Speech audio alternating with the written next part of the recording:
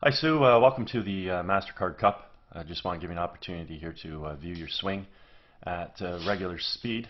We'll let that play on through. We'll put you back in your dress position, and we'll go ahead and take a look at a few things for you. So while we got you back here in your dress position, let's first of all take a look at your setup. We can see that your spine is straight and on a tilt. Your legs come down maybe into a bit of a bent position.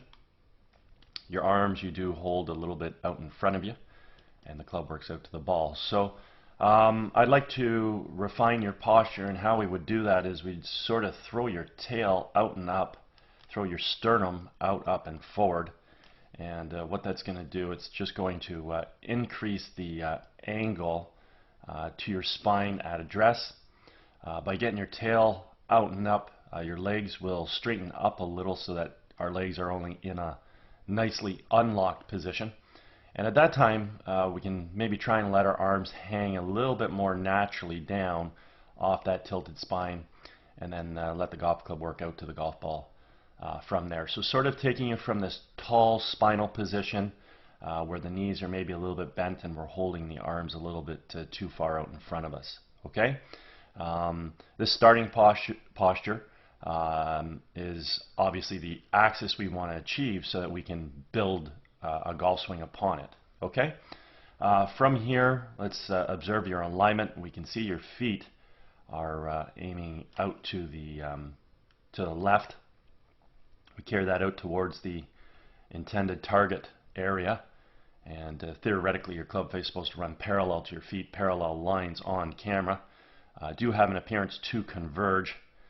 But even with that philosophy, we can see that we're set up to hit the golf ball out over into these trees. So it's very likely you're probably closing your club face at address to sort of, subconsciously say, hey, I got to get this ball somewhere back to the center of the fairway. And the other thing too that we're going to see is we're going to see some form of a compensation in your golf swing that will also try and help the ball get back towards this yellow flag. Okay, and we'll see that in a few minutes here. So let's go ahead and do a little split screen comparison between you and Chella Choi. We'll flip her over left hand, and now I've got some color-coded lines on the screen just to use as a visual reference as it pertains to swing plane. Hopefully, before we go ahead and take a look at the dynamic move, you can get a sense of sort of the posture I was talking about by getting the tail out, spine a little bit more angled, knees not as bent, and then having those arms hang down a little bit more naturally with the club working out to the ball from there. Okay. Also, alignment wise, you can see that your feet are more closed than hers. So she's obviously running a lot more parallel with her feet, her knees, her hips, her arms, and her shoulders to her intended target. So as we take a look at the golf swing here, what are some of the primary things that we want to see happen?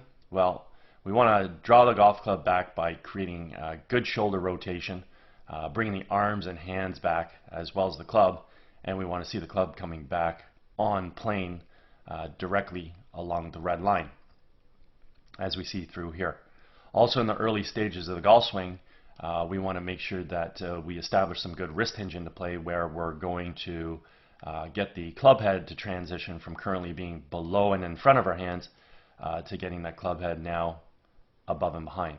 So that move there, that hinging process, is very critical to the golf swing. Getting that club head from below and in front of the hands to getting it above and behind, and all the while traveling on that red line. Okay? Again, she has good shoulder rotation. She also has good arm extension.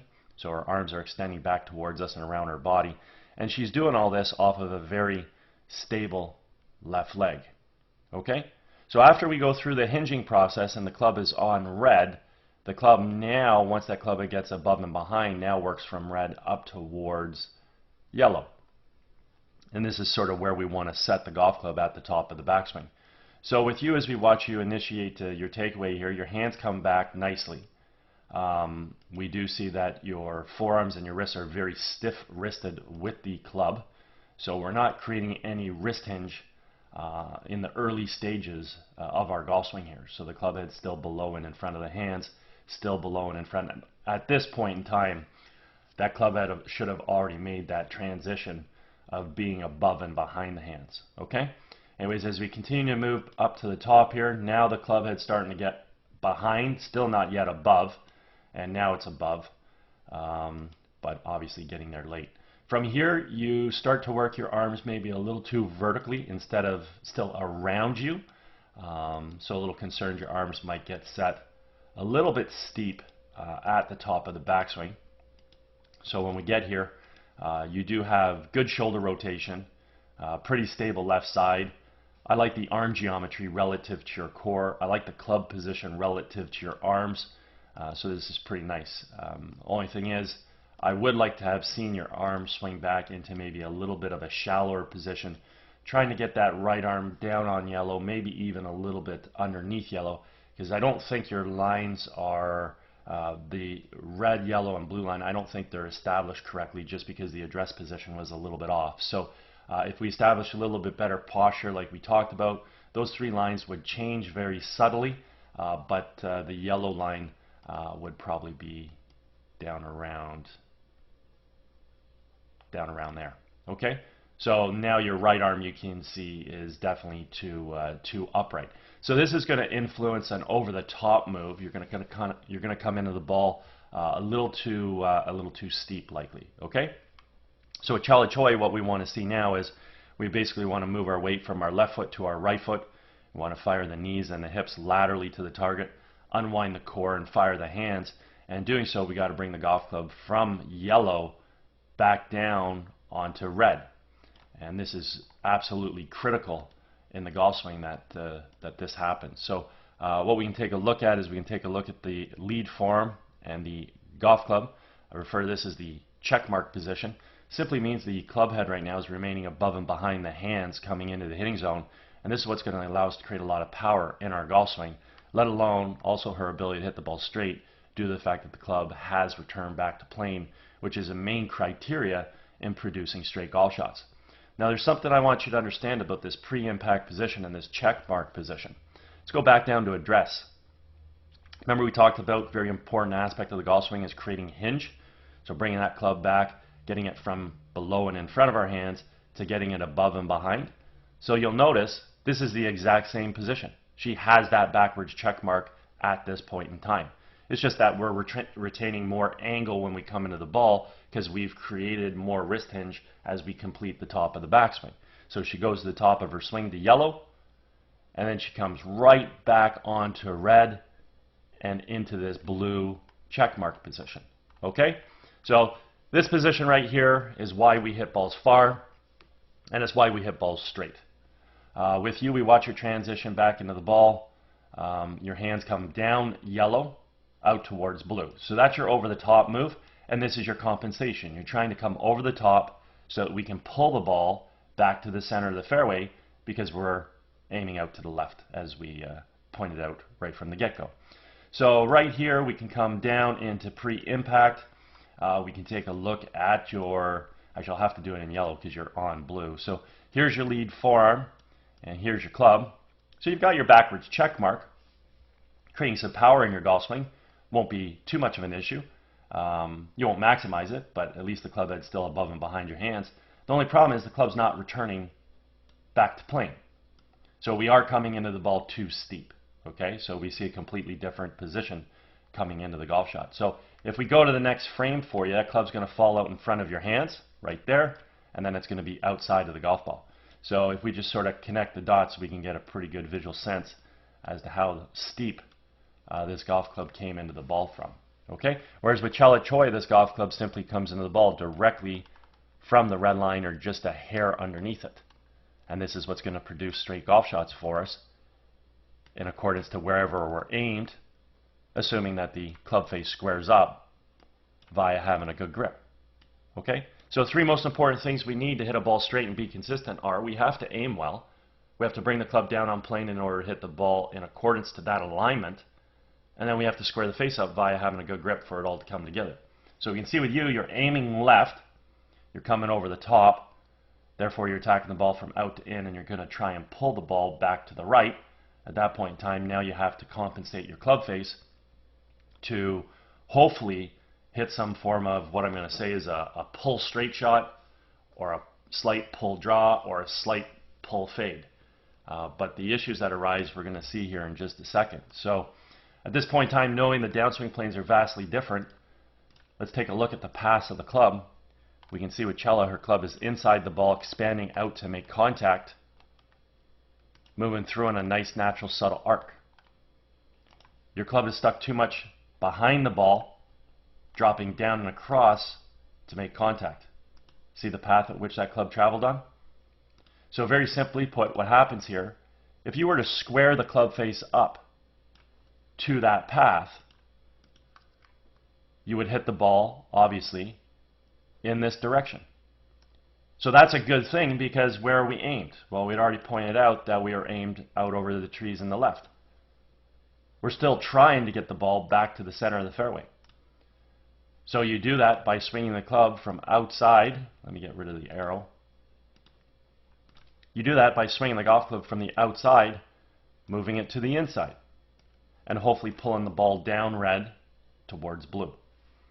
Now the only issue is, if we happen to release the club to the same path, not only do we pull the ball on line, but then we've imparted some right to left spin, and we're going to hit some form of a pull draw or pull hook. If we leave the club face open to the same path, well, we've imparted right to left spin, and now we're hitting some form of a pull fade or pull slice. But if we time it properly, it'll follow red and stay at blue, and like I said, it may have a little bit of a pull draw or pull fade resembling red and yellow, just not to the severity that we're seeing on the screen there. Okay? Now through impact, the last thing I want to look at here is your footwork. You're still flat-footed on the ground with your left foot at point of impact, where Chela Choi's left heel's off the ground. Watch the continued activity in that foot, where she comes up off her heel onto her toe. This allows her hips to square around, shoulders to fully rotate, hands are high, and the club's back in behind us. This allows us to get to a good finishing position. Let's see what you do with your footwork, if anything. So good, comes off the ground. You got to pick up the ball flying. You sort of keep your head down too long. You've obviously done this because somebody's told you to keep your head down when you top a ball, and that's not correct. We don't top balls because we're lifting our head. It's because we're lifting our spine, which is indirectly lifting our head. So you do want your eyes to follow the golf ball leaving. Okay? Now in this particular swing, with you swinging across to the right, notice where the golf ball is going. Golf ball is going out here. So obviously we left the club face wide open to the path. So incredibly, the ball's going left even though we're swinging right. That tells you how open your club face is. So that ball's going to head out towards the yellow flag, and it's going to continue to stay there or actually go further left because the face is open. If it doesn't make contact with that tree, it's going to continue to move to the left. And you will see those golf shots for sure happen to you, because you will be producing pretty much the same shot over and over and over. The only time you'll see something different is if you happen to square the club face up.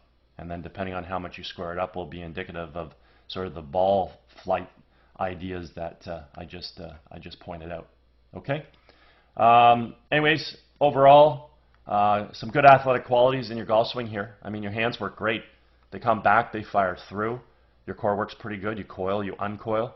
You got decent enough footwork that allows you to get through to a finish. But unfortunately, again, the three criteria we need to hit straight balls are good aim, good downswing plane, and good club face position. Unfortunately, we're missing all three criteria. We're aiming out to the left. We're coming over the top to try and pull the ball back to the right. At that point in time, we're trying to leave the face open, so we hit this pull fade. But in this particular swing, we left it too open, and we're hitting a block slice. Okay? So again, at the end of the day, you know, the end result of the shot will be based on whatever you do with that club face. Anyway, I hope you had a great day. I hope you enjoyed getting an opportunity to see your swing on video. If at any point in time you ever want to work on any of your aspects of your golf game, certainly feel free to reach out. I'm over at Glen Abbey in Oakville. Be happy to structure a little program for you. Also, if you're involved with any golf tournaments at all, you guys are looking for a unique gift to provide your guests, again, feel free to touch base. I'd be happy to discuss my swing analysis services.